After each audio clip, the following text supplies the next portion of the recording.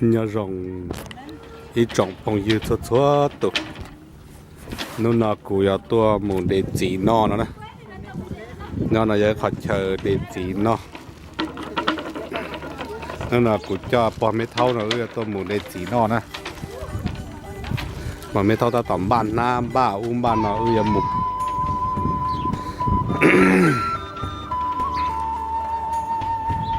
cho nó một tàu một nó nè ok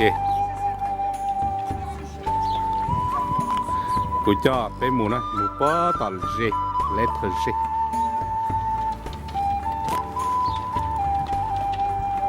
Bonjour. Je fais un petit vidéo pour ma femme.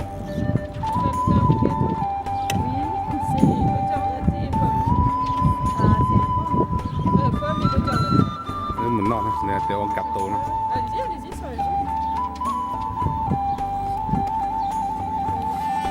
Bò cá. Cá chắp lời. Ồ. Này thì là mới cho phong mà uốn nó nè. Để nó cho cặp tổ đi nó, cho khăn nồng đi nó nè.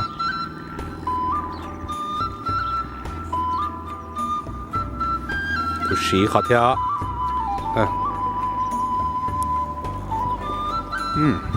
Good. Tại sao nó cũng cho bên mù nè. Bây giờ mù để gì?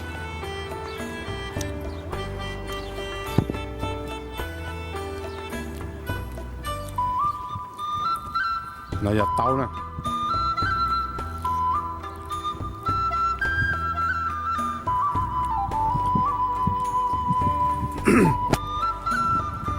Nhớ tao phát cái tế nó lấy cho tao cho lọ trò tế bơ nó là mua. Thế lấy cho tao cho nên chìm cho nên tôi dùa cho mùa nó. Cho nên giờ tao ngọc sao? Nếu mà giờ tao trong đi trả là mua ta.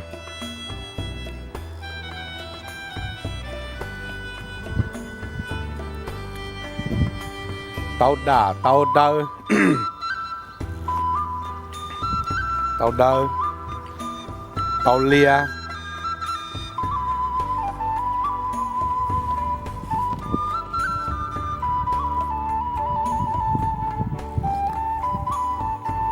Nhà tôi thật chờ nó nếu một chỉ mát chín đồng một rau một số trà số dạng á.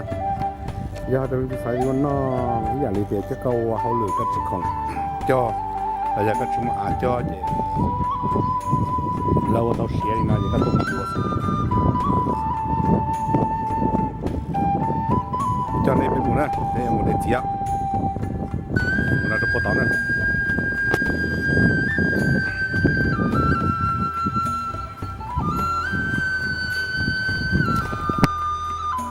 nhớ cho thắt chặt nó giờ để lấy cho salad ơi cho tôi cho nó chặt giống gì một trò như họ cào chứ đủ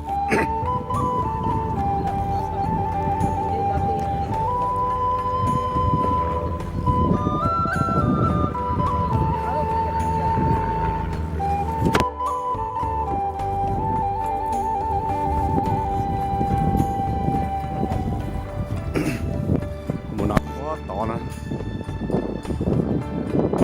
thì cái gì đó mà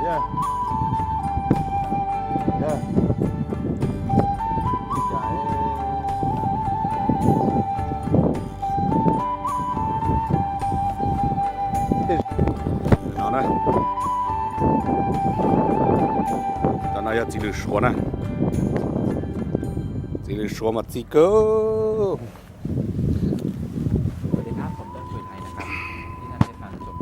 nhớ tới chuyện nó là chơi challenge nó là thiểu nó này nó là tại chỉ được số ngầu thế này do cá nó chỉ được số xứ chỉ sáp bể chỉ tao nè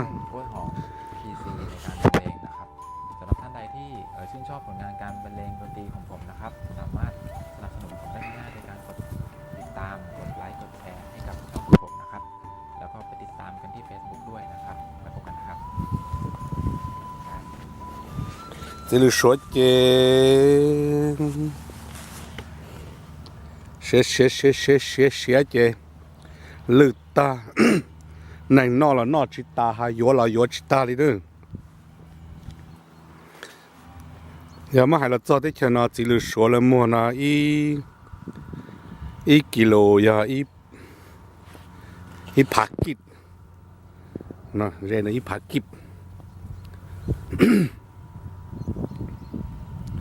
อีกิโลยาใช่ยาโอ้จิตใจผักกิดอีกิโลยาว่าเจ้าเจ้าชี้สังตินนะ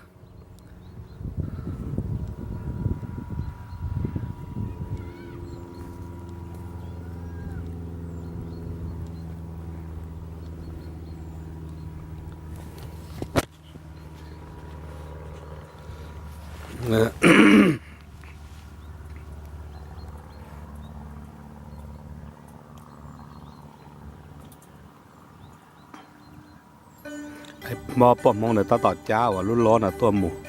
อย่าตัวหมูเท่าจีอย่าเท่าเรา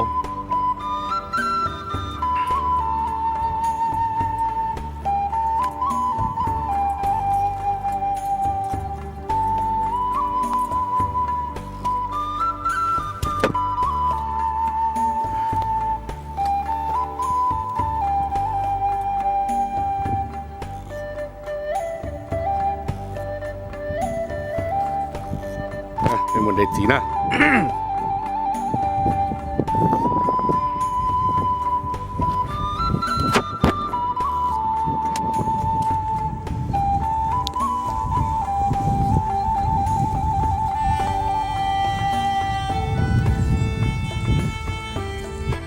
แต่ฉะนั้นตอนนี้เคยได้ป้อมหรอได้อัพหรอ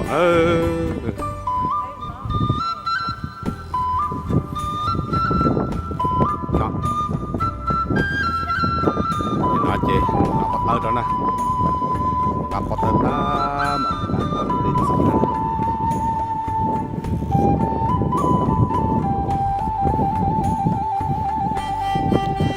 ส่วนดาวมาฟักกี้มาแล้วจีเนี่ยนอกจากจีจะป้อมมาเป็นนอกแล้ว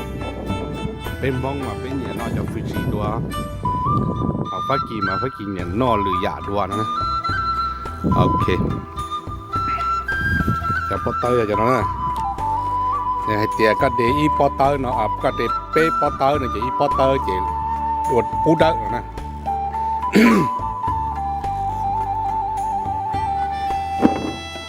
อีปอเตอร์ปูดักเนาะอะไรนะ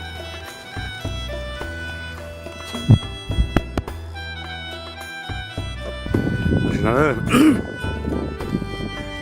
ตรวจสอบจีเชื่อเด็ดจีนะจีอัพประมาณเท่าเตี้ยเลยจีป้อมเหมือนนั่นชัวร์เลยดาวสุปลาเต้นนอเลยเตี้ยนอจะต้นตะกุเดนะเดี๋ยวเรารอต่างกันยาแป๊บก็เป็กว่า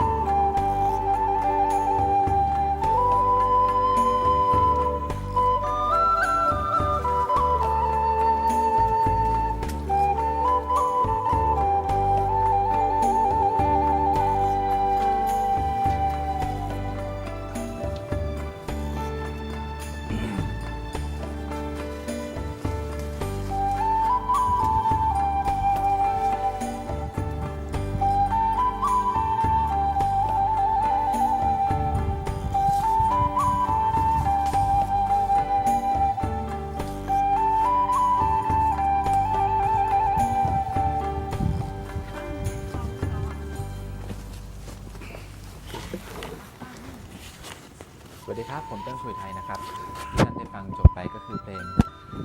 นิเบกากันเกตาเล่นะครับของคุณมหินดรากับโหศิลปินอินเดียนะครับจีล็อกนะจะล้อละมั่วจะเมละมั่วแล้วก็ใช้แต่สมัยเป็นเพลงเหยียดได้จะล้อนะ